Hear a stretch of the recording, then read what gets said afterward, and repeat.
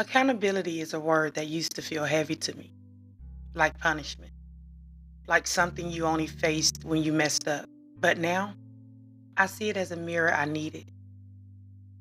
The one that didn't just show me my reflections, but also the cracks, the patterns, and the part of me I was afraid to face. I've said yes to things I had no business agreeing to. I allowed people to stay in my space longer than their season. I've poured into projects that weren't aligned with my purpose, all because I didn't want to disappoint anyone except the one person I kept disappointing, which was me. For a long time, I thought if I just keep giving, keep saying yes, keep showing up for others, eventually it will come back to me. But the truth is, I was teaching people how to treat me. I was teaching them that my boundaries had options. And it was one day I realized I wasn't a victim to my life. I was a co creator. The things that I allowed, they were mine to own. The words I didn't speak, mine to release. The boundaries I let slide, mine to rebuild. Accountability wasn't about blaming myself, it was about empowering myself to change the story.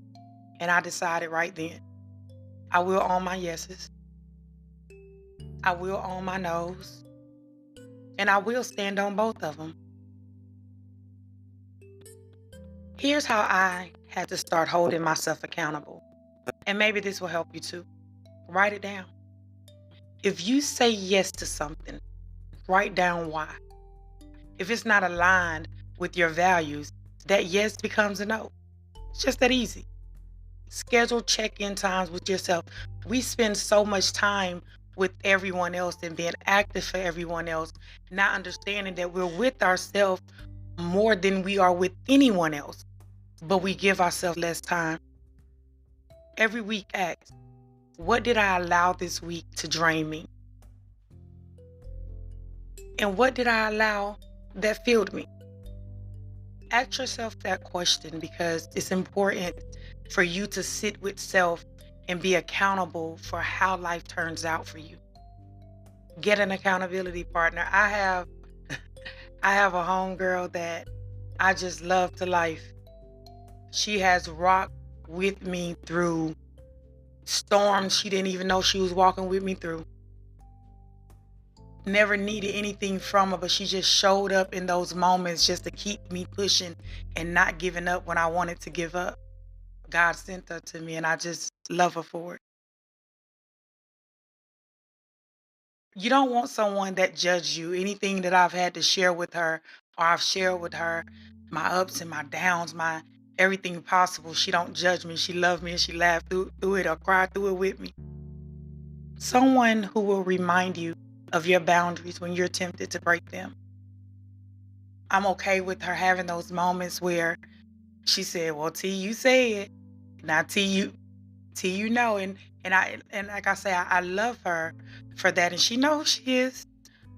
Where I've went through life, and so many people came and gone, and you know, she's always remained, and she's always remained just faithful to our friendship. And I can't help but to love her. But anyway, I don't see accountability as a punishment anymore. And there was a time that I did.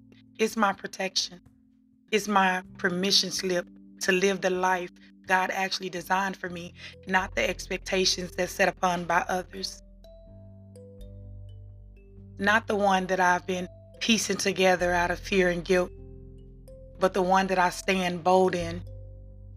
I stand because I have the understanding. I stand in it because I know that I deserve it. I'm okay with letting my yeses be yes and my no's be no.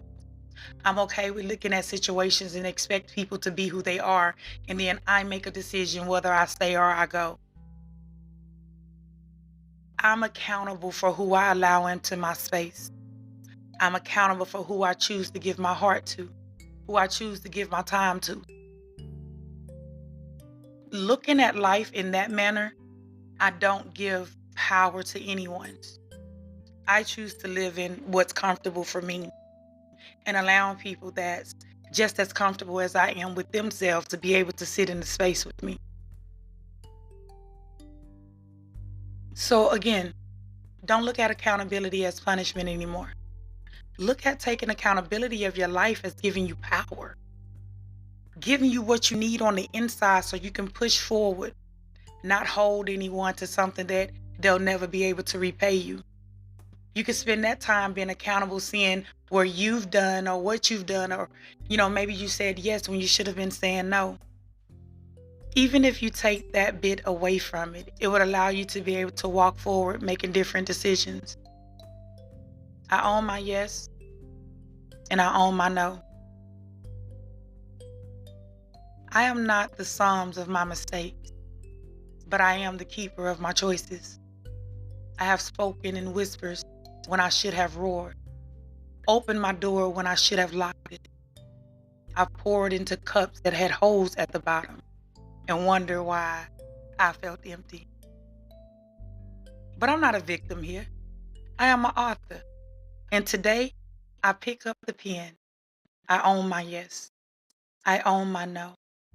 I own the ground beneath my feet. This is my rebuild, my restoration, my reminder that boundaries are not a wall. They are the doors with keys that I choose whom I hand them to. And if you see me standing taller, it's because I've decided that my yes is sacred and my no is holy.